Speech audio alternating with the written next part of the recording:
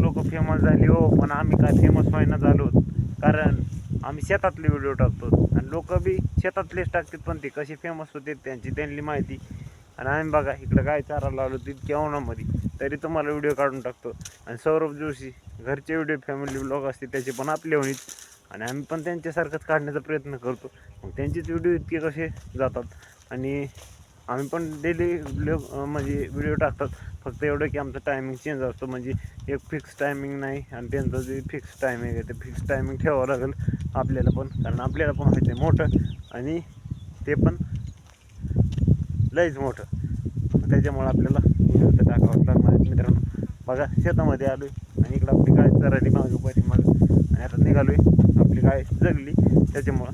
तर बघा इकडं किती मोठं, इकडं घेवडा पेरलेलं आहे सगळं, आणि तुम्हाला तर माहितीच आहे आपले सगळे शेतातले व्हिडिओ असतात.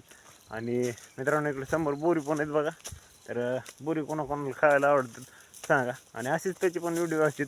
आणि लाखामध्ये कमाई करते त्याच्यापाशी, थार वागतोय पुन्हा, हे भले मोठमोठे आपल्याला त्यांचे नाव माहीत नाहीत.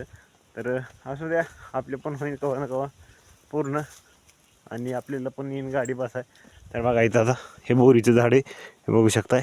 आणि इथं बघा खाली कसले बोरं पडले ते झकासमध्ये, हे बघा बोर, हे बघा बोर. तर बघा लयच भारी, मस्त पाहिजे, आंबट गोड, वा. हे बोरं खायला मस्त आहेत बघा बोरं. ह्या का इकडं बघू शकताय बोरं. बघा हे नदी पाणी गेले सगळं आटून, कारण इतके दिवस पाणी राहू शकत नाही ना त्याच्यामुळं.